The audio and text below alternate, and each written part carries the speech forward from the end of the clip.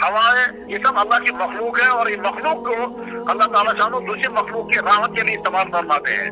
لیکن جب بارش بالکل ہی نہ ہو تو وہ سزا ہوتی ہے، یا بارش ضرورت سے زیادہ ہو تو وہ سزا ہوتی ہے، دھوپ ضرورت سے زیادہ ہو تو وہ سزا بنتی ہے، دھوپ جو ہے وہ بالکل ہی نہ ہو تو بھی سزا بنتی ہے. تو اب ایسے وقت میں انسانوں کو چاہیے کہ وہ اپنی زندگی میں سدھار لائیں. جو آدمی جس شعبے کے ساتھ جڑا ہوا ہے، جو آدمی جس پروفیشن کے ساتھ ہے، وہاں یہ دیکھے کہ میں اپنے خالق کو، مالک پیدا کرنے والے کو ناراض نہیں کر رہا ہوں. مثلا جو جہاں کمائی کر رہا ہے وہ یہ دیکھے ہماری کمائی کا سسٹم ایسا تو نہیں ہے کہ جس سے میرا اللہ ناراض ہو رہا ہے اور میں انسانوں کو دکھ پہنچا رہا ہوں، انسانوں پر ظلم کر رہا ہوں، مالی ظلم. درست. جو آدمی دفتروں میں ہے وہ دیکھے کہ ہم اپنے دفتروں سے لوگوں کو آرام پہنچا رہے ہیں یا مصیبتوں میں ڈال رہے ہیں. اسی طرح سے جو آدمی سکولوں میں پڑھانے والا ہے وہ یہ دیکھے کہ میں بچوں کا حق ادا کر رہا ہوں یا میں بچوں کو ظلم کر رہا ہوں. جو آدمی اسپتال میں میڈیکل کے ساتھ جڑا ہوا ہے یا پیرا میڈیکل کے ساتھ جڑا ہوا ہے وہ یہ دیکھے کہ ہمارے ذریعے سے پیشنٹوں کو آرام مل رہا ہے یا ان کو ستایا جا رہا ہے، ان کا ظلم ہو رہا ہے یا ان کا ایکسپلائٹ ہو رہا ہے. جو آدمی بازار میں وہ یہ دیکھے کہ میرے ذریعے سے کسٹمروں کو دھوکہ تو نہیں لگ رہا ہے. جو جوان لڑکے اور لڑکے ہیں وہ دیکھیں ہمارے آپس کے ریلیشن جو ہیں وہ خدا کو ناراض کرنے والے تو نہیں ہیں. جب یہ تمام طبقے اپنی خامیاں کمیاں دور کر دیں گے تو پھر اللہ تعالیٰ تعالیٰ شانوں کی طرف سے رحمت حاصل ہوگی. ہمارے حدیث کی کتابوں میں ہے جناب رسول اللہ صلی اللہ علیہ وسلم مدینہ شریف میں تھے اور کافی دن ہو گئے تھے، آس پاس کے علاقوں میں بارش نہیں ہو رہی تھی. فجر جمعے کی نماز کے لیے اللہ کے نبی علیہ السلام خطبہ پڑھنے کے لیے کھڑے ہوئے تو ایک آدمی کھڑا ہو کر کہنے لگا یا رسول اللہ ہلاکت المال وانقطعت السبل، یا رسول اللہ مخلوقات تباہ ہو رہی ہیں، مال مر رہے ہیں، خشکیاں اتنی زیادہ ہو گئی، پانی کا قطرہ کہیں نہیں ہے. اس وقت اللہ کے نبی علیہ السلام نے اسی وقت جمعے کی نماز کے خطبے میں ہی دعا شروع کر دی، اور ابھی جمعہ کی نماز سٹارٹ کے ختم نہیں ہوئی تھی تو بارش شروع ہو گئی. اور بارش شروع ہو گئی، ایک ہفتے تک بارش چلتی رہی. اگلے ہفتے وہ شخص پھر کھڑا ہو گیا خطبے کے دوران، وہ کہا یا رسول اللہ اتنی بارش ہو گئی کہ لوگ ڈوبنے کے قریب ہیں اور ماں جو ہے وہ برباد ہونے والے ہیں، خدا کے لیے دعا فرمائے بارش جو ہے وہ رک جائے. اللہ کے نبی علیہ اسی وقت اپنے مبارک انگلی سے آسمانوں کی طرف اشارہ کرتے ہوئے ایسے جیسے بادلوں کو پھاڑ رہے ہوں، اور جمعے کی نماز پڑھ کے جب باہر نکلے تو چمکتی ہوئی دھوپ آ رہی تھی اور ایک ہفتے مسلسل بارش ہوئی. بس یہاں سے اسلامی اصول بن گیا کہ جب کسی جگہ بارشیں نہ ہوں وہاں کے مسلمان توبہ کریں، صدقہ کریں، خیرات کریں، نمازیں پڑھیں اور نماز استسقا پڑھتے ہیں. نماز استسقا کے معنی ہے بارش طلب کرنے والی نماز. چنانچہ مجھے بھی یاد آتا ہے کہ ہم جب بچپن میں دیوبند میں پڑھتے تھے اور خشک سالی ہو گئی تھی تو اس زمانے میں حضرت مولانا انور شاہ صاحب کشمیری رحمۃ اللہ علیہ کے شاگرد خاص تھے دارالعلوم دیوبند کے محتمم حضرت مولانا قاری طیب صاحب. انہوں نے دیوبند کی عیدگاہ میں نماز استسقا پڑھائی. میں چھوٹا تھا، میں بھی چلا گیا نماز میں، تو نماز پڑھ کرنے کے بعد جب واپس نکلنے لگے تو سارے لوگ بھیگ گئے، اتنی بارشیں ہوئی.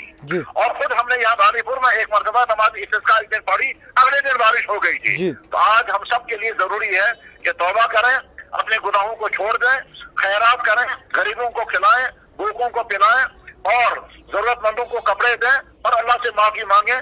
اور اس کے بعد پھر اللہ کی طرف سے بارش و برات جب گری اور اگر خدا نہ خاصہ اللہ کی ناراضگی برقرار رہی اور موسم اسی طرح سے خشک رہا تو جناب اگلے سال جہاں جہاں پانی کی جیسی ضرورت ہوگی وہاں پانی نہیں ملے گا تو نہ جانے کیسی قحطی آ جائے گی. بالکل مفتی صاحب آپ سے یہ بھی شدید ضرورت ہے، بارش کی بھی شدید ضرورت ہے، برف کی بھی.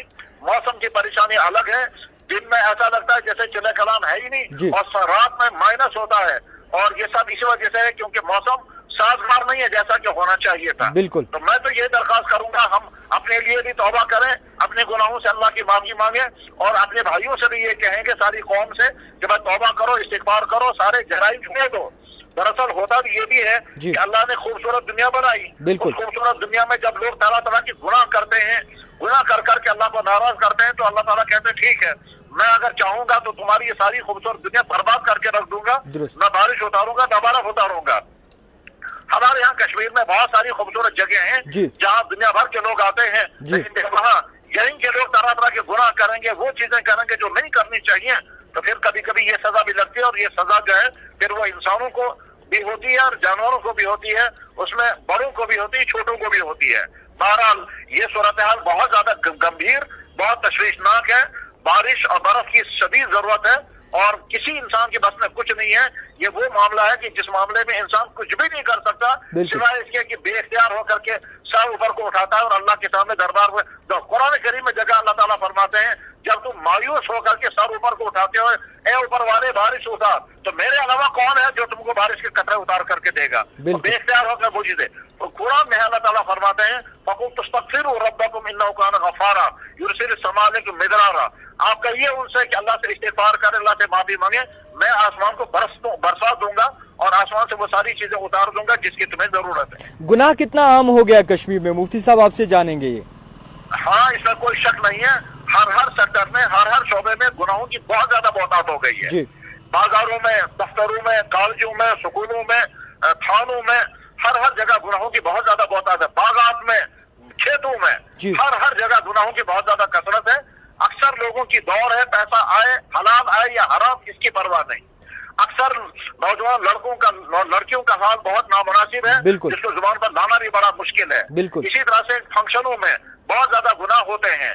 इसी तरह से टूरिस्ट मकामात पर बहुत ज्यादा गुनाह होते हैं, उसमें शराबखोरियां हो रही है, गलत ताल्लुकात की वाकयात पाए जा रहे हैं, नामुनासिब डांस हो रहा है, और इसी तरह से लूट खसूस हो रहा है और दूसरों के साथ फ्रॉड हो रहे हैं। गरज ये कि कहा जा सकता है कि हमारा पूरा माशरा जो है वो गुनाहों में डूबा हुआ है। हालांकि वैसे तो मुसलमान के भी और वैसे तो इंसान के भी बहुत सारे गुनाहों से हमें बचना चाहिए, लेकिन नहीं बच पा रहे हैं। और जब सूरत हाल ये होती है तो फिर नेक लोग अगर दुआ भी का, हम तो नहीं दावा कर सकते अपने बारे में या किसी के बारे में वो नेक है, लेकिन हदीसों में है, अल्लाह ताला फरमाते हैं कि जब नेक लोग मुझसे दुआ करते हैं, दुआ करते हैं और कहते हैं या अल्लाह कौम पर रहम फरमा, तो अल्लाह ताला फरमाते हैं कौम के लिए क्या रहम मांग रहे हो? उन्होंने मुझे नाराज कर रखा है, तुम पर रहम कैसे करूंगा? हदीस में है अल्लाह ताला शान फरमाते इन्नी गज़बानुन अलैहिम, और एक हदीस में इन्नहुम अग़ज़बूनी, अल्लाह मुझे नाराज कर रखा है या मैं उन पर नाराज हूं तो मैं इन पर कैसे रहम करूंगा? जब बंदे जो हैं वो दुआएं करते हैं, तो जब बंदे तौबा करते हैं और अल्लाह बड़े से बड़ा तौबा कबूल करने के लिए तैयार है, चाहे कितने ही गुनाह किए हुए हों। एक तरफ से गुनाह संगीन चीज है, अल्लाह नाराज होते हैं, दूसरी तरफ से गुनाह से तौबा करने के बाद कोई चारा कार नहीं। इसी तरह से ये यकीन रखना चाहिए कि जो ही हम तौबा करेंगे तो अल्लाह ताला शानों की रहमत जोश आ जाती है। तौबा कबूल करना अल्लाह के यहाँ बहुत पसंदीदा तरीन अमल है। कुरान में अल्लाह ताला फरमाते हैं कतब रब्बुकुम अला नफ्सिर रहमा, तुम्हारे रब ने अपने जिम्मे लाजिम कर रखा है कि अपने बंदों पर रहम करना, अगर इनसे गलतियां हो गई हो तो तौबा करें तो रहम करना। खैर मुफ्ती साहब बहुत शुक्रिया वक्त देने के लिए। अस्सलाम वालेकुम। वालेकुम सलाम। आपको बता दूं कि मुफ्ती नज़ीर साहब हमारे साथ मौजूद थे बातचीत करने